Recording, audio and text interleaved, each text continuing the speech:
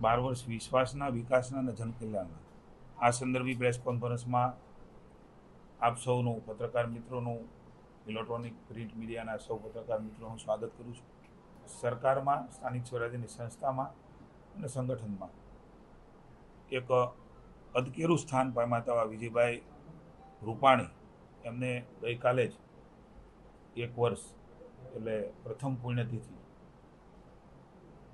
એ વિવિધ કાર્યક્રમો શહેરમાં થયા છે. હું સ્વર્ગસ્થ વિજયભાઈને શ્રદ્ધાંજલિ અર્પું છું. આજની પ્રેસ કોન્ફરન્સમાં રૂપાલાજીએ આપણે કેટલાક વાતો કરી છે.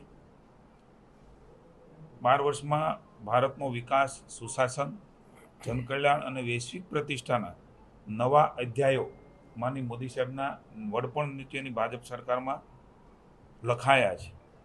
2014 પહેલાં આપણે સૌ જાણીએ છીએ કે સરકાર હોવા છતાં ભ્રષ્ટાચાર, નીતિગત નિષ્ક્રિયતા અને આર્થિક મંદી જેવા પડકારો એ શાસકો સર્જિત પડકારો હતા.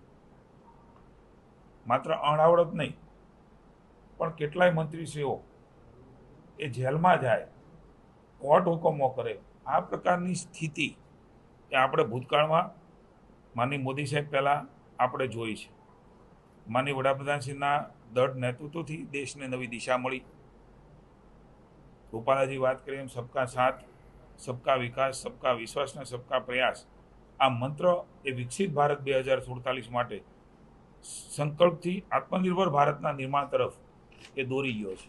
મને કહેતા આનંદ થાય છે કે અનેકવિધ સીમાચુંબી કામો માનની મોદી સાહેબના સફળ નેતૃત્વની અંદર દેશની 140 કરોડની જનતા અને રાજ્યની જનતા એમના આશીર્વાદ થકી સંભવ બન્યું છે.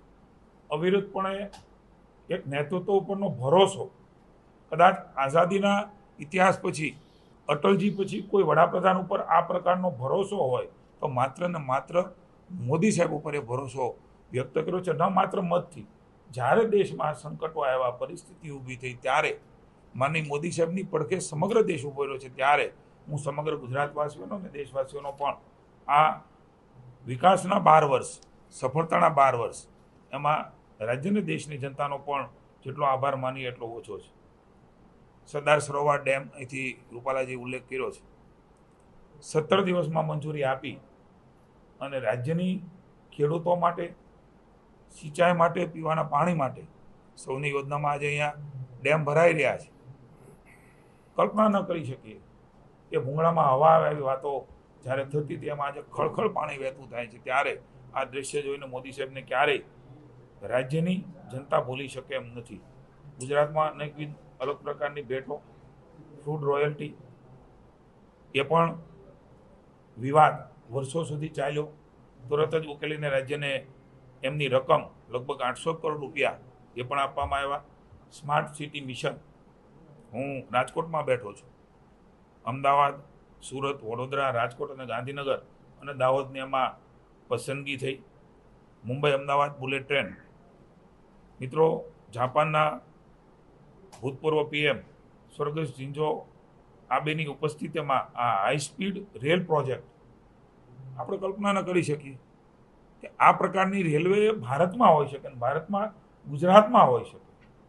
આની પણ એક મોટી ભેટ પ્રથમ રેલવે યુનિવર્સિટી એ પણ આપણે ગુજરાતને માની મોદી સાહેબના નેતૃત્વમાં મળી. સ્ટેચ્યુ ઓફ યુનિટી સુધી રેલવે કનેક્ટિવિટી, લોથલ ખાતે નેશનલ મેરીટાઈમ હેરિટેજ કોમ્પ્લેક્સ, સમગ્ર વિશ્વનું આકર્ષણનું કેન્દ્ર, આપણી સમૃદ્ધ દરિયાઈ વારસાને જીવંત રાખતું વિશ્વસ્તરીય મ્યુઝિયમ એનું પણ નિર્માણ થઈ રહ્યું છે.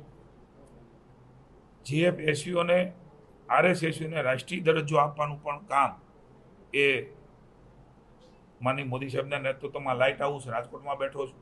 આ પ્રોજેક્ટ એ રાજકોટમાં આપણે જોઈ રહ્યા છીએ.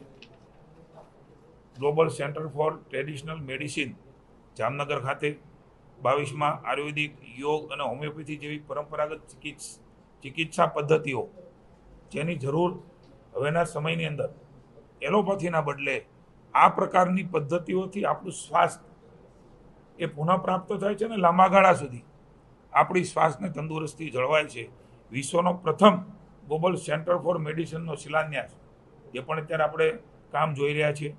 Taranga hill, Ambaji Abu railway line, મિત્રો આપણા સૌની આસ્થા અને શ્રદ્ધાનું કેન્દ્ર, ચાહે ભારતભરના અને ગુજરાતભરના, એ સોમનાથ હોય, પાવાગઢની મહાકાળી માતાનું ધજાની વાત હોય, દ્વારિકાની વાત હોય, અંબાજીની વાત હોય, સમગ્ર ભારતભરમાં આપણે વાત કરીએ તો એ કાશી વિશ્વનાથ હોય, ઉજ્જૈન મહાકાલ હોય, આ પ્રકારના આપણી આસ્થા અને શ્રદ્ધાના કેન્દ્રોમાં સમગ્ર લોકોને અલગ અલગ રીતે કનેક્ટિવિટીથી જોડવાનું એક ભગીરથ કાર્ય એ પણ થયું. ગિફ્ટ સિટી એક એવું નજરાણું આપણે સમક્ષ આપણે જોઈ રહ્યા છીએ. IFSC અને Boolean exchange gift city Gandhinagar ખાતે IFSC હેડક્વાર્ટરનું ભૂમિપૂજન પણ થયું છે અને દેશનું પ્રથમ ઇન્ડિયા ઇન્ટરનેશનલ બુલિયન એક્સચેન્જ એનું લોન્ચિંગ આપણા માટે ગૌરવની પળ છે. વંદે ભારત એક્સપ્રેસ અને નમો ભારત 5 સેમી હાઈસ્પીડ વંદે ભારત ટ્રેનો અમદાવાદ, ઓખા, મુંબઈ, ગાંધીનગર, ભુજ, અમદાવાદ વચ્ચે નમો ભારત રેપિડ રેલની પણ ભેટ એ આપણને મળી છે.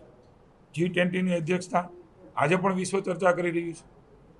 અલગ અલગ સ્થાનો ઉપર G20ની સમિટ મળવાની હોય એ પહેલાં કાર્યક્રમો થાય, કલ્પના પણ ન કરી હોય એ પ્રકારના સમગ્ર ભારતની ઊંચાઈ એ વિશ્વને બતાવવાનો પ્રયાસ એ પણ સફળતાપૂર્વક એ અલગ અલગ 18 જેટલી બેઠકો અલગ અલગ રાજ્યોમાં આપણે જોઈ છે.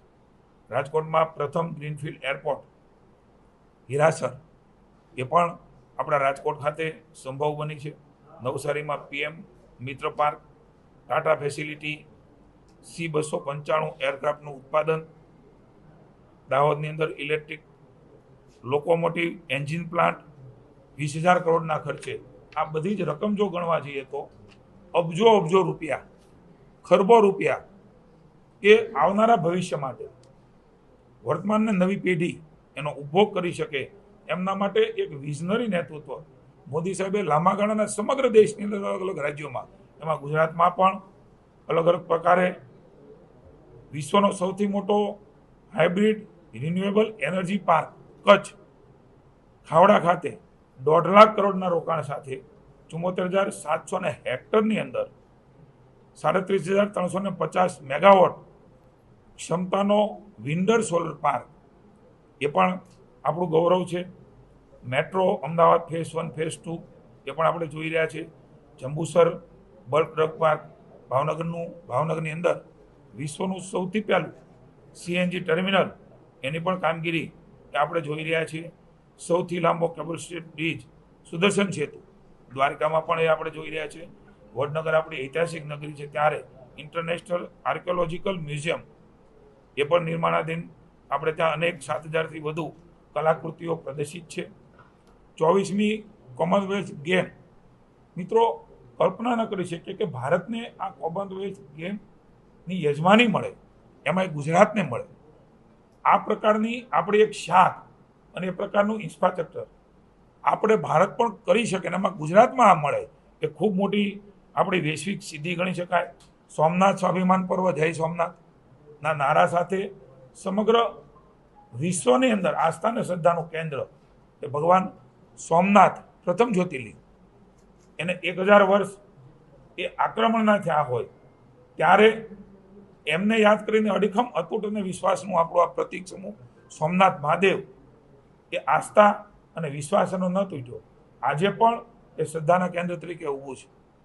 એ જ રીતે 75 વર્ષ એમના જીર્ણોદ્ધારને સરદાર વલ્લભભાઈ પટેલ સાહેબે કેન્દ્રમાં સરકાર હોવા છતાં કોંગ્રેસના વડાપ્રધાન અને કોંગ્રેસની વિરુદ્ધમાં જઈને મિત્રો આપણું આ સોમનાથ મંદિર એને પણ 75 વર્ષ એની પણ વિશિષ્ટ રીતે આસ્થાભેર આપણી સંસ્કૃતિ અને આધ્યાત્મ સાથે જોડીને એક અલગ વિશેષ રીતે આખું વર્ષ ઉજવવાનો કાર્યક્રમ એ પણ આપણે સોમનાથ સ્વાભિમાન પર્વમાં જોયો. આવો કોઈને પણ વિચાર આવે તે માત્ર મોદી સાહેબને જ આવી શકે. આ પૂર્વે ઘણા વર્ષો થયા છે પણ એક આસ્થા છે, શ્રદ્ધા છે, એક અતૂટ વિશ્વાસ છે એવા ભગવાન સોમનાથ એનું સ્વાભિમાન પર્વની ઉજવણી સાણંદ ખાતે માઇક્રોન અને કેન સેમિકન્ડક્ટર પ્લાન્ટ એ પણ આપણે જોઈ રહ્યા છીએ. યુનિફોર્મ સિવિલ કોડ આ માત્ર વાતો હતી.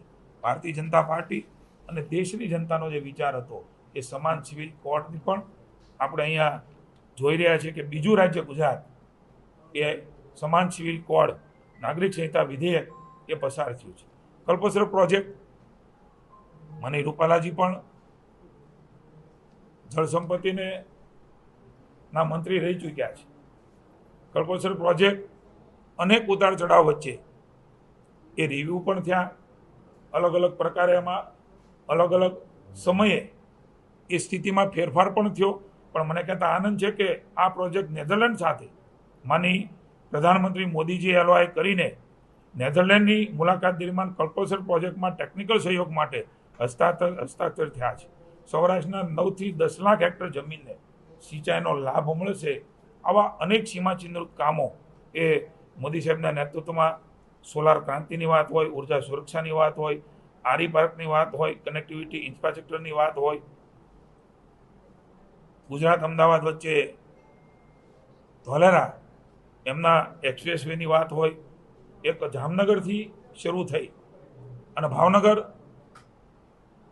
અમારું જે ભાલ પંથક છે ત્યાંથી સીધું ભરૂચ ખાતે 30 કિલોમીટરનો બ્રિજ, એક નવો એક્સપ્રેસ વે લગભગ 30,000 કરોડના ખર્ચે સીધો અમદાવાદથી મુંબઈ જે એક્સપ્રેસ વે છે એને મળવાનો છે. એટલે કે રાજકોટથી આખું દક્ષિણ ગુજરાત, સુરત ને મુંબઈ જે આપણો વેપાર છે એ ખૂબ નજીક થશે. આ પ્રકારનું એક એનો ડીપીઆર એ પણ તૈયાર થઈ રહ્યો છે. મિત્રો, બિરસા મુંડાજીની 150મી જન્મજયંતિ હોય, સરદાર વલ્લભભાઈ પટેલની જન્મજયંતિની વિશિષ્ટ ઉજવણી હોય, આ પ્રકારે અનેકવિધ કામો અને યોજનાઓ મેં કહ્યું એમ માત્ર મોદી સાહેબની સફળતા એ દેશની સફળતા છે. એ તો આખી ડિટેલ કે આપણને મળશે. એક પેડ માં કે નામ, સ્વચ્છતા, આ જન આંદોલન, આ અભિયાન છે જન આંદોલન બન્યા છે. આ કોઈ વોટ બેંકની રાજનીતિની ચર્ચા નથી. આ કોઈ નીતિઓ આવા કામથી મતો વધી જવા નથી. પણ માનનીય મોદી સાહેબે માત્ર વોટ બેંકની રાજનીતિ નથી કરી. સમાજ જીવનની વ્યવસ્થાઓમાં બદલાવ થાય, જેની જરૂરિયાત છે એ જરૂરિયાતો, ભવિષ્યની જે ચેલેન્જો છે એ ચેલેન્જોને ઉપાડીને અત્યારથી જ એની સુદૃઢ વ્યવસ્થાઓ થાય. આવનારી આફતો એ અવસરમાં પલટે. કારણ કે કોવિડની અંદર આપણે જોયું તો આરોગ્યની આપણે બધી જ વસ્તુ ઇમ્પોર્ટ કરતા હતા, એની બદલે આત્મનિર્ભર સ્વનિર્ભર ભારત બને એના માટે સ્વદેશી તરફ સમગ્ર ભારતના લોકોને, વ્યાપારીઓને, સામાન્ય લોકોને, સામાન્ય કારીગરોને એને માર્કેટ આપવાનો પણ પ્રયાસ એ માનનીય પ્રધાનમંત્રીશ્રીએ કર્યો. આપણે સૌ ઇમ્પોર્ટ ઉપર વધારે આધાર ન રાય અને એક્સપોર્ટ કરીએ, આપણું હુંડિયામણ બચે, એના માટે થઈને અત્યારે જ ખેતી બચાવ અભિયાન ચાલે છે. રાસાયણિક ખાતર આપણી જમીન બગાડે છે, એનાથી ઉત્પન્ન થતી જણસો આપણું શરીર બગાડે છે. એના બદલે પરંપરાગત ખેતી, 2.5 લાખ કરોડ રૂપિયાનું હુંડિયામણ એ મિત્રો આપણું બચવાનું છે. વડાપ્રધાનશ્રીએ પ્રાકૃતિક ખેતી તરફ પણ વધારે લક્ષ્ય આપીને આવનારા સમયની અંદર આ બધી જ ચેલેન્જોને પહોંચી વળવા માટે થઈને મિત્રો એક ભગીરથ પ્રયાસ કર્યો છે. અહીંયા એમ્સ પણ આપણને આપી છે. ગુજરાતમાં 24 જેટલી નવી મેડિકલ કોલેજો, 4,595 નવી મેડિકલ સીટો. મિત્રો, ડૉક્ટરની તંગીઓ, આ પ્રકારની વાતો, મેડિકલ કોલેજમાં એડમિશન નથી મળતી, આ પ્રકારના ચર્ચાઓ, એમની વચ્ચે જિલ્લા વાઇઝ કોલેજ આપવાનો એ પણ ખૂબ મોટો નિર્ણય. રાષ્ટ્રીય ધોરીમાર્ગના નિર્માણનું કામ હોય, આયુષ્યમાન ભારતનું કામ હોય, પ્રધાનમંત્રી કૌશલ્ય વિકાસ યોજના હોય, તમામ રીતે એ એસટી, એસસી, ઓબીસી, સામાન્ય જનતા, મહિલા, વડીલો, યુવાનો, આ બધા જ માટે થઈને વિવિધ પ્રકારની યોજનાઓ સમગ્ર ભારત વર્ષની અંદર લાવીને ગુજરાતને પણ અનેકવિધ યોજનાઓનો લાભ ભારત વર્ષની સાથે સાથે વિશેષ રીતે નવી ભેટો આપીને સમગ્ર રાજ્યને એક નવી ઊંચાઈ ઉપર ભૂપેન્દ્રભાઈના નેતૃત્વની અંદર આજે રાજ્ય સરકાર પ્રધાનમંત્રીશ્રીના માર્ગદર્શન નીચે એક નવી ઊંચાઈ તરફ ગુજરાત જઈ રહ્યું છે. ત્યારે આપ સૌની વચ્ચે પુનઃ એકવાર આ વાત અમે જે કરી છે મેન રૂપાલાજીએ, આ કોઈ ઉજવણીનું સ્વરૂપ નથી. આમાં સ્વચ્છતાનું પણ એક જન આંદોલન પાર્ટી કરવાની છે. આમાં વૃક્ષારોપણનું કામ છે, સેવા સેતુના કેમ્પો પણ છે. લોકોની વચ્ચે જઈને હિસાબ આપવાનું કામ એ માત્ર ને માત્ર કોઈ કરે તો મને આનંદ છે કે અમારી ભારતીય જનતા પાર્ટી કરે છે. લોકોનો આભાર માનવાનો છે. લોકોએ અમારી ઉપર ભરોસો મૂક્યો છે. મોદી સાહેબ ઉપર સતત ભરોસો મૂકીને સૌથી વધારે વખત વડાપ્રધાન તરીકે ચૂંટાયેલા વડાપ્રધાન તરીકે એક યશકલગી 3499 દિવસની જો કોઈને પણ આપી હોય દેશની જનતાએ તો મોદી સાહેબને આપી છે. ત્યારે આ વિશ્વગુરુના સ્થાને આપણું મહાભારતી પહોંચવાના માટે પુનઃ એકવાર સૌ દેશવાસીઓ સાથે મળીને વધારે દેશભક્તિ, વધારે દેશદાજ એ વધારે પ્રગટ થાય. આ પ્રકારની માનનીય મોદી સાહેબે દેશને જોડવાનું કામ કર્યું છે અને ત્યારે જ હંમેશા દેશની પ્રગતિ સંભવ છે. વિકસિત દેશો, ઇઝરાયલની વાત કરીએ, અન્ય દેશોની વાત કરીએ, ત્યારે એની અંદરનું દેશ માટેનું જનૂન એ મિત્રો કોઈ નેતાએ આપણા દેશમાં પેદા કર્યું હોય ત્યારે એની સફળતા છે. આજે આપણે જે સફળતા તરફ આગળ વધી રહ્યા છે એમાં દેશ પ્રથમ, નેશન ફર્સ્ટ આ પ્રકારના ભાવ સાથે આપણે સૌ માનનીય મોદી સાહેબના નેતૃત્વમાં વિશ્વગુરુના સ્થાને આપણી મા ભારતી બેસાના માટે હજુ પણ અનેક પડકારો હોય તો પડકારોને સૌ સાથે મળીને ઝીલીને મા ભારતી પરમવૈભવના શિખરે પહોંચ્યાના માટેના પ્રયાસો અવિરત મોદી સાહેબના નેતૃત્વમાં આપણે સૌ સહયોગ સાથે જાળવી રાખીએ. આપ સૌનો હું આભાર માનું છું. Thank you.